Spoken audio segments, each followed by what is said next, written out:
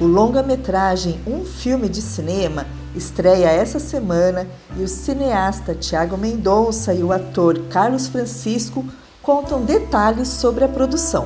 Tiago, teu filme resgata e cria novas histórias em relação ao cinema. Qual foi a tua primeira experiência com o cinema? Se você tem lembrança do primeiro filme que você assistiu ou então do primeiro que te marcou? A primeira lembrança que eu tenho de cinema muito forte é que o cinema era o espaço que eu compartilhava com meu pai. Era o momento de meus pais separados que eu saía com ele, a gente sempre ia ao cinema. E às vezes, como meu pai era muito cinéfilo, a gente pegava várias sessões juntos, né? E essa era a nossa forma de conversar, né? De se comunicar. Então, era uma comunicação, às vezes, até silenciosa, assim, né? De trocar muito em relação aos filmes e tal. E isso marcou muito a, a, minha, a minha infância. E depois, assim, acho que tem um momento que para mim foi muito importante, que foi a primeira vez que eu fui ver um filme brasileiro com minhas próprias pernas, porque era um filme de alguém que eu conhecia, que era o Carlos Eschenbach, que era pai de uma amiga minha da escola, e eu fui ver o Alma Corsária. E o ver o Alma Corsária foi, para mim, uma descoberta, foi uma revelação de que a gente poderia chegar e pensar o cinema, a cidade a partir do cinema, as nossas questões pessoais a partir do cinema, que o cinema poderia ser, também o cinema brasileiro poderia ser um lugar de discutir questões muito pessoais. E aí foi porque eu via que nos anos 60, 70 as pessoas estavam fazendo isso, mas para mim não era algo palpável que naquele no tempo meu histórico de vida ali nos anos 90, no momento inclusive que tinha se destruído o cinema brasileiro, né? Com o governo Collor e tal, que é um tipo de cinema desse porte que o Calão fazia, um cinema autoral daquela vivacidade, daquela potência mesmo, e visceralidade, ele poderia ser feito. Então, aquilo para mim foi um abrir de portas, né, para um mundo. E a sua experiência, Carlos, o que foi? O que me despertou primeiro nessa questão foi o teatro, né? Eu fiquei muitos anos no teatro. E eu tinha muita vontade de fazer cinema, mas o cinema, primeiro, era uma coisa muito distante da minha possibilidade. Lá no começo da adolescência, eu tive um grupo de amigos que a gente começou a pensar em experienciar cinema e tudo, mas a gente viu que era uma coisa muito cara e muito difícil para a gente na época, e muito fora das minhas possibilidades. E o teatro era uma coisa que me encantava muito. Então, eu fiquei muito tempo no teatro. Anos depois, muito levado por amigos, assim, e por aquele desejo contido lá da adolescência, eu comecei a desenvolver o cinema e eu acho que o cinema começou a me adotar. O cinema foi me trazendo. Opa. E, então, foi um processo assim, foi um caminho inverso, né? Eu caminhei muito na direção do teatro e o cinema veio uma hora, em determinado momento, quando eu me afastei do teatro, porque eu sou de uma companhia de teatro aí de São Paulo, que é o Folias, e eu me mudei de volta para Minas, para Belo Horizonte, para ficar com família e tal. E deixei todo o meu trabalho, a minha referência, que era mais em São Paulo, que fiquei muitos anos aí de São Paulo, então quando eu vim sem essa estrutura de grupo de teatro. E eu comecei a fazer circunstancialmente cinema. Eu já tinha experimentado algumas coisas com o Thiago, aí comecei a fazer com o pessoal da Filmes de Plástico aqui e fui fazendo. E aí, quando eu vi, eu já estava no cinema. O cinema meio que me adotou. Tiago, no filme, a Bebel, sua filha, protagoniza, e ela desde sempre conviveu com o teu trabalho, né, dentro de casa. Mas assim, quando que você percebeu que o cinema, que ela tinha despertado alguma curiosidade maior? Aqui não só, né, eu e minha companheira, a gente faz cinema e vive, né, muito intensamente isso, mas a produtora é em casa, né? Então, quer dizer, todas as reuniões são em casa, enfim, todas as coisas que a gente tem. Então, ela sempre vivenciou isso muito. Para além disso, grandes amigos e amigas meus são da arte de um modo geral, né? Então, o Carlão mesmo, para elas sei lá, meio que quase um avô postiço, né? De, o, e várias outras pessoas que sempre vieram aqui da música, né? A gente sempre fez muita roda de música aqui, então elas sempre vivenciaram essas experiências muito forte. A Bebel, por isso também, sempre que ela acabou fazendo muitas participações pequenas, né, nos filmes. Mas o momento que eu resolvi que era o momento de fazer um filme com elas mesmo, também não é uma decisão assim tão... Porque você fica numa coisa também de, será que eu exponho minhas filhas nesse tanto? Né? A gente é uma família muito reservada, né? Inclusive, para a gente é uma bagunça agora lançar esse filme, porque tira a gente completamente do cotidiano, que é um cotidiano muito reservado, e a gente vira quase uma família pública, né? O filme passando. Então, e, de certa forma, até esse tempo que passou do tempo da gente filmar para cá, eu acho que deu uma certa distanciada e preservada nesse sentido, né? Mas o momento que eu decidi isso era um momento que eu queria achar muito bonito o processo de descoberta delas da vida, né? Na fase que cada uma delas estava, e já me senti amadurecido dentro do cinema para chegar e tentar pensar alguma coisa nesse sentido. Tinha acabado de fazer meu primeiro longa-metragem, e aí foi um momento que eu comecei a pensar esse filme. Eu lembro até a primeira chispa que eu tive assim foi numa conversa com o André Tonati, e que eu falei que talvez esses documentários, ele falou, mas por que não ficção? E aí ficou na minha cabeça, e eu comecei a desenvolver essa história. E era um filme já pensado nesse sentido, que era um filme que era com elas, né, elas atuando, mas era para elas também. Elas eram o meu primeiro público. Então a relação era muito rica no sentido de que eu estava pensando as coisas para ela, então eu já tinha um teste e uma relação ali que tudo era material, né? E inclusive para ser descartado, né? No sentido de entender um pouco os caminhos, o que tocava e o que não tocava, quais literaturas, quais filmes interessavam e por que interessavam, e começar a traçar um caminho também do que eu queria para elas, de certa forma também, e daí tem uma relação com o tempo que está posta no filme, né, de tempos mais lentos, reflexivos, de um material para a infância, que é um material de reflexão também, não é só de absorção passiva, né? Então, tinha uma coisa de pensar como pai o que eu queria que elas vissem. Eu acho que o filme é pensado um pouco a partir daí. Tem uma cena bem inicial, quando ela te comunica, que comunica para o personagem, né, que quer fazer o filme, pede a câmera emprestada, ela toda empolgada, já achando que vai ter um belo equipamento, e no filme o pai explica, né, que o equipamento é caro, que por ela ser criança ainda não pode estar com isso, e na vida real você compartilha seus equipamentos com ela, agora que ela já está maior, né, e como que é essa troca entre vocês dois? A maior, ela tem menos interesse agora, ela está interessada em outras coisas, na verdade ela está em outro processo de descoberta, né? Está entrando na adolescência.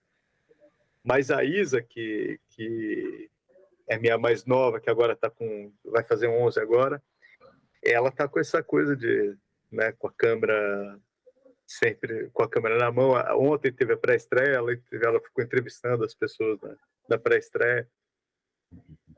Tá mergulhada no teatro, na música também, tá? Quer aprender agora, ela quer aprender samba, percussão, enfim. Mas ela está muito nessa vivência, né, nesse experimentar a arte, né, e mergulhada nisso. E aí, é lógico, eu também tenho às vezes não, quero levar a câmera, opa, peraí. Mas é divertido ver assim ela tentando começar a pensar os seus primeiros filmes aqui, né? Ela tá começando a tatear isso. A gente teve uma experiência na pandemia que acabou resultando num pequeno filme passou até na Tudo Verdade, que chama O Caraquedizadora, que era justamente ela experienciando a câmera num momento de extrema solidão, né? Então, que ela era o único personagem possível para ela mesma. E tem no filme cenas que ela está gravando com aquela instabilidade normal, né? Tanto pelo peso do equipamento, pela idade dela. Como que você selecionou o que você deixaria de espontâneo do que ela estivesse filmando? E teve alguma coisa que você também filmou com essa característica para que se incorporasse? Como que você fez essa escolha de cenas? Não, as imagens da câmera pequena são todas delas. Aí eu não interferi. E muitas delas a gente nem acompanhava. E aí teve um longo processo de separação e edição depois para ver o que valia, o que não valia, enfim. Tem coisas que são brincadeiras mesmo entre eles que daí já desencana da câmera, a câmera está ligada, mas ela é o que menos importa ali. Né, de total descontração e desconcentração também. Mas então a gente teve essa coisa de separar os materiais muito. Né? E as perguntas todas para as crianças que são feitas espontaneamente. Para os adultos, não. Para os adultos, daí tinha um ensaio. Né? Dos adultos, que daí tinha uma... até acho que a concepção dramatúrgica tinha muito nisso, deixar o que as crianças... O que eu perguntar para a Bebel, por exemplo, quando eu perguntava o que é a vida, ela não sabia que a gente ia perguntar, ela respondia espontaneamente, muito melhor que a gente, inclusive. Né? Mas quando perguntavam para a gente, daí já era para os adultos, já era algo que a gente sabia, a gente tiraria alguma consequência que faz parte dessa trajetória, porque também o personagem do filme é exatamente uma menina que descobrindo o mundo, né? Então é um processo, é um filme de formação, né? De uma menina na sua descoberta do mundo. Carlos, a tua participação é quase no final, né, sem dar nenhum spoiler, mas é muito marcante, né, o teu encontro com a Bebel, fizeram uma excelente parceria. Como que foi essa experiência para você? Foi uma experiência muito interessante. Eu já conhecia muito a Bebel, tinha uma certa intimidade, e trabalhar com ela, a Isa, e com os meninos de uma forma geral, uma coisa muito legal. As duas, sobretudo, são muito disciplinadas. Então, quando a gente ia passar texto, elas estavam sempre prontas a passar texto, a ensaiar, a dar uma estudada, assim, elas eram muito disciplinadas. E foi muito, muito tranquilo fazer, assim, né? O personagem também é um personagem que vem envolto nessa... ele é lúdico, é um morador de rua, mas é um ser lúdico, né? Assim, que está na rua por conta da questão amorosa dele, do falecimento da sua companheira, né? Então, essa é a razão dele estar em situação de rua e tudo. E ele tem o encontro dos dois é muito humano, né? É um encontro que, apesar dela ela vem de uma classe social que não é a dele, mas ela, quando o encontra na rua, naquelas condições, ela vê o cachorro, reivindica o cachorro e logo depois começa a se relacionar humanamente com ele, sem se preocupar com o fato dessa diferença social e tudo. É um encontro de humanos, né? E ele retorna essa humanidade também, meio que protegendo ela, entendendo que ela é uma criança, está na rua, está fora, e acompanha ela até a escola, né, para perto dos pais, para perto da família, assim, dos amigos. Então é um encontro muito amoroso, né? Um encontro muito amoroso, é um personagem muito lúdico, assim. Tanto é que ele, depois, sem dar spoiler também, ele até reaparece, né? Um sonho. Muito bom. Tiago, apesar de a gente estar falando que é um filme com grande parte do elenco formado por crianças, uma liberdade aí do roteiro para que as meninas pudessem também ter essa liberdade de participar, mas não é um filme solto, né? Você fez uma grande pesquisa com filmes clássicos, antigos, depois colocar isso mesclado com a tua história, né? Quando tem o desenho do filme, uma imagem do filme antigo, combinando com a tua história, como que foi esse teu trabalho de pesquisa, de selecionar os trechos e depois de realmente costurar, né, com a história contemporânea que você estava contando. E qual foi a participação também das meninas na escolha, ou mesmo quando você estava fazendo a seleção desses trechos? Então, daí é a diversão do cinéfilo, né? É ficar lembrando de filmes e buscando e falar, não, eu já vi isso, e onde está. Acho que tem esse. Acho que essa é uma parte, inclusive, muito divertida do processo criativo, assim. E aí tinha algumas coisas que já eram casadas, né, com a imagem. Então, que a gente já pensava estruturalmente. Mas grande parte das coisas foi depois. Foi o que a gente tinha filmado, o que trazia, né? E aí e daí tem essa busca também, que é uma segunda pesquisa. E que terminou, aliás, assim, tem coisas que eu coloquei agora só, né? Que não na primeira versão do filme, mas eu lembrava que eu tinha visto em algum lugar umas borboletas que eu achei que eu não lembrava de onde era, que é do cinema japonês, do cinema silencioso de 1908, que é da Pathé, na verdade, é francês, filmado do Japão, né? Que é uma imagem linda, mas eu não lembrava de onde que era. Então foi a última que eu... Eu acho que a relação com os materiais, elas têm muito, em todo o processo, até para chegar e fazer alguns jogos que estão no filme, eu fui colocando para elas filmes do Chaplin, do Buster Keaton e outras coisas do cinema silencioso e contando um pouco essa história.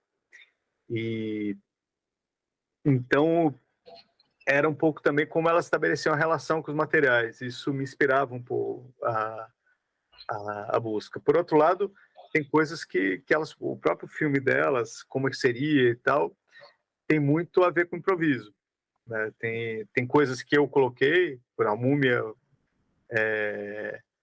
eu coloquei, mas foi uma inspiração de uma coisa que eles tinham falado de fazer um negócio no Egito e tal, só que eu tirei o Egito e pus a Múmia.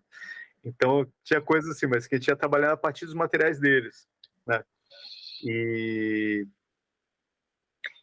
eu acho que essa relação do material, desse material, aí ele tá também num outro fundamento do projeto, que era você chegar e pensar esse primeiro cinema, né, o nascimento, a infância do cinema relacionando à infância, né, esse primeiro olhar, esse olhar sem preconceitos, esse olhar livre, né, inventivo, com esse olhar da criança. E então, ontem, até a gente teve a pré-estreia, aí encontrei uma grande amiga e uma cineasta incrível, que é a Paula Gaetan, e ela lembrou de uma fase do Bracas, que é um grande cineasta experimental. Ele faz essa relação do primeiro cinema com a infância do cinema, com o olhar da criança, né, com a infância. E isso, de certa forma, era uma das coisas que balizavam o projeto. Né? Uma certa... Isso era quase um fundamento ali para a gente chegar e estruturar, inclusive essa relação do pai, né, que perde quando o cinema perde sentido, ele se reencontrar com o cinema a partir da infância, mas também a partir do primeiro cinema. Né? Então, acho que esse era o jogo que estava colocado. E é interessante porque, usando o cinema como pano de fundo, tem meio que uma inversão aí de experiência, né? Um serzinho mais novo resgatando o adulto, né? Para ver que está estagnado aí, sem ver mais esperança em nada. E ela traz esse olhar, né? Usando a magia do cinema para isso. Outra parte primorosa do filme é a trilha sonora, né? Com muitas, não sei se todas as canções foram escritas para o filme, né? Com a produção do Zeca Loureiro, né? Sim, a trilha é do Zeca, que ele é meu amigo de infância, né? Também da primeira infância. A gente cresceu junto, a gente estudou junto a vida toda, e a gente teve filho mais ou menos na mesma época, então temos a mesma idade. Então, assim, foi uma troca muito, muito bonita também, né? Bom, ele é uma pessoa talentosíssima, né? Acho que a trilha tem uma coisa de fato que pega, né? Que as pessoas ficam... Era engraçado ver no cinema as crianças vão dançando, né? Tem uma coisa... e o filme é muito musical e, de certa forma, é um procedimento que a gente usa, né? Muito do Brecht também, né? Do teatro, né? Que o Calvão me levou para o teatro. E acho que tem um pouco isso, né? Do teatro épico, né, da música um pouco como uma narração. E ela funciona, ela tem essa estrutura, né? Ela conta a história do cinema em determinado momento, ela introduz essa discussão da história do cinema, ela conta, ela ajuda a narrar, né? E tem duas músicas também, duas canções do Carlão também, que ele escreveu para o personagem dele, né? E eu acho que isso é uma coisa que está presente nos nossos filmes, de certa forma, né? A música tem ela faz muito parte da nossa vida aqui, assim, do próprio samba e tal, de como a gente cresceu e foi se estruturando, digo, eu, Zeca e tal, né, na nossa infância e também como as meninas têm crescido, assim, né? Então a música, de certa forma, ela conta junto, né? Acho que ela é um elemento narrativo fundamental do filme. E para você, Carlos, com o seu personagem, como que a música aí funcionou? Ela ajudou muito essa coisa, por exemplo, do Formigão contar para Bebel, né? Dentro de uma linguagem tranquila para a criança, como é que é a dureza da vida e como é que uma pessoa sai de uma vida estruturada e vai parar na rua, né? Então é uma maneira assim lúdica de contar. Eu acho que de certa forma a música ajuda, dá conta, né? Sem muitos problemas. Então acho que nesse sentido ela foi fundamental. Assim, né? Seria muito complicado. E fora isso, um vozeirão que ajuda, né? Isso aí. A gente vai tentando ali, né? Aquela vozinha aqui, né? Para tentar contar a história. Uma voz a serviço da narrativa, né? Assim, de contar. Tiago, o filme vai estrear aqui no Brasil essa semana, mas ele já rodou em várias partes do mundo, principalmente em festivais dedicados ao público infantil ou com ênfase na infância. E você está trazendo um material para uma geração que já nasceu mais acostumada com a telinha, né? E o teu trabalho tem esse papel, assim, não sei se era primordial para você, mas você deve saber que ele vai funcionar de estar mostrando a grande telona, né? Para não só com esses filmes mais comerciais, mas trazendo a história do cinema, né? Nessas exibições que já aconteceram, você participou de muitas delas. Você tem alguma coisa para compartilhar sobre a experiência de você ver o público infantil assistindo a filmes que para eles está numa época muito distante? Isso é uma coisa que eu tenho falado muito para os meus pares, sabe? Às vezes, chegar e pensar a criança como alguém que não tem capacidade de pensar e sentir por si. E aí, muita gente que eu vejo produzindo conteúdo para criança fazem coisas que estão sempre aqui, sempre aqui, sempre aqui. E que cria um espectador que é só passivo, ele não consegue, ele não tem tempo para pensar, para refletir.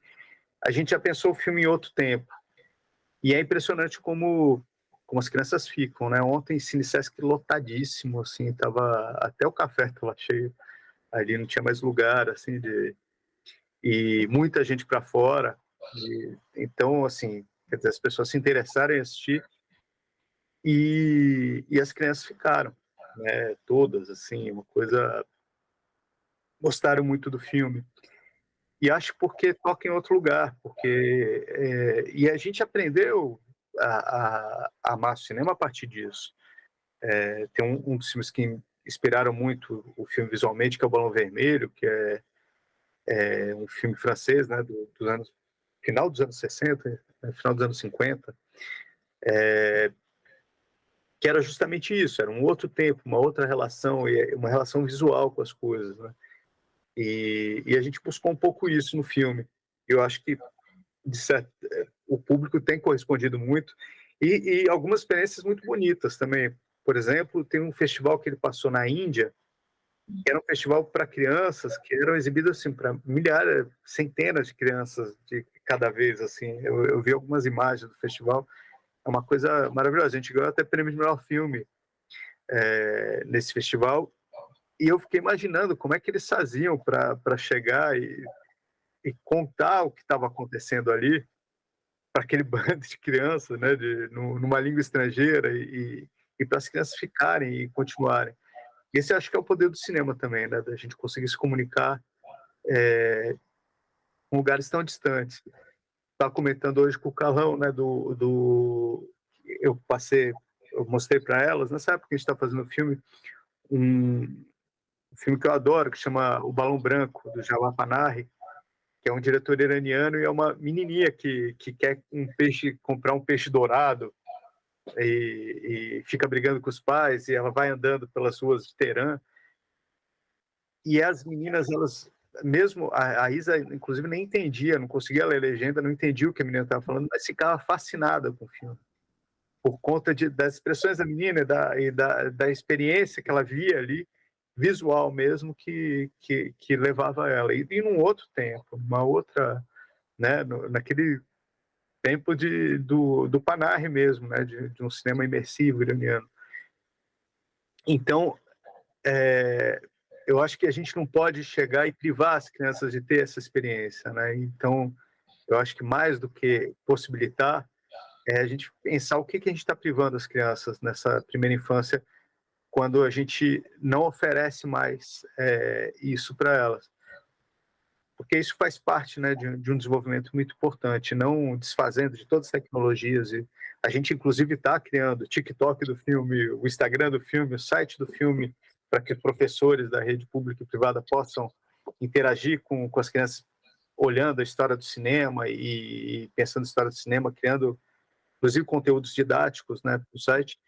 Então, a gente está tentando dialogar com esses meios, mas sem perder o que a gente acha essencial, que é justamente a linguagem.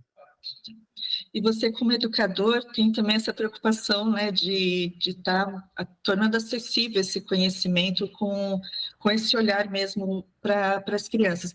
Além dessa exibição no cinema, no circuito comercial, você tem algum projeto paralelo ou a seguir que seja estar mais perto das escolas, justamente para estar usando o filme, que tem uma série de elementos que o professor pode usar para não só falar do cinema propriamente, mas de arte, de descoberta, né, de criatividade?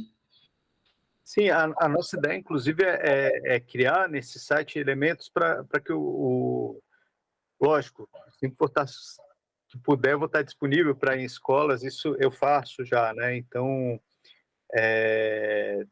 acho que é um papel fundamental, né, da gente, como artista, chegar e publicizar. Essas obras são feitas, inclusive, com dinheiro público, né? Então, acho que é um compromisso que a gente tem que ter com a sociedade. Mas, para além disso, a ideia é disponibilizar o filme e ter essa plataforma para que o professor possa autonomamente poder chegar e trabalhar esses conteúdos com os alunos aonde for, né, nos lugares mais distantes, né, que tem uma internet, ele possa utilizar o filme e utilizar essa plataforma. A gente está pensando um pouco para isso. E então, nesse sentido, como o filme não é didático, a gente criar uma estrutura didática que acompanhe o filme para que ele possa ser incorporado também num lugar que eu acho que é o mais fundamental de todos, né? Que é a escola. Para a gente encerrar a nossa conversa, eu vou tomar um pouquinho emprestado uma atuação da Bebel e te fazer uma pergunta, que para mim a pergunta é fácil, mas não sei se a tua resposta vai ser tão simples assim. O que é cinema? Eu podia fazer aqui que nem o pai, né? Falar assim, não sei. Ontem a Isadora me perguntou isso no cinema, filmando, e eu falei, eu não posso fugir do personagem. Mas eu acho que o cinema, para mim, ele é uma memória que fica, que a gente constrói do nosso tempo. E por isso a responsabilidade que a gente tem na construção das imagens, né? Porque num lugar onde a gente tem tantas imagens descartáveis, tantas coisas, né, construir uma imagem que perdure e que possa falar alguma coisa da nossa, né, do nosso tempo e da nossa passagem por esse curto período da história, é de uma responsabilidade tremenda para quem vem, né? Então, eu acho que o cinema é a forma da gente estabelecer a memória do futuro, né? E nesse sentido a gente também nos conecta com esse passado todo. E acho por isso que muitos dos meus filmes eu uso tanto os arquivos, né? Para a gente se entender enquanto pessoas que têm uma responsabilidade com o passado e com o futuro. E cada vez mais a gente, com a destruição que nós humanos estamos fazendo do planeta, é importante a gente pensar nessas ligações. Carlos, para você, eu repito a pergunta, se sinta à vontade até para responder cantando, se quiser. Não, eu não vou responder cantando, não, mas eu acho que o cinema também é uma possibilidade de reconstruir a realidade de uma maneira lúdica, de uma maneira que a gente gostaria que fosse, né? Eu penso, por exemplo, nos Bastardos Inglórios, que eles metralham Hitler, eles destroem toda a cúpula do nazismo. Quer dizer, que não aconteceu, mas acontece no filme. O cara recriou, ele faz aquele que você reconta a história, né? Então, essa possibilidade de sonhar e de fazer todo o impossível possível, eu acho que é uma coisa que, para mim, é o cinema, sobretudo. Assim, essa capacidade de trocar sonhos, sabe? De mostrar o meu sonho para que o outro possa ver o meu sonho, assim, concretizado, com cores, com cheiro, com tudo, embora o cinema não tenha cheiro. Certo.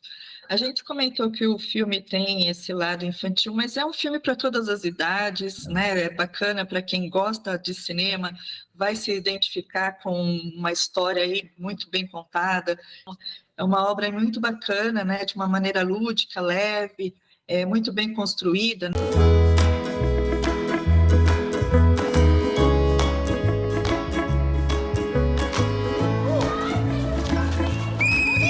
Esse aqui é um filme. Você vê?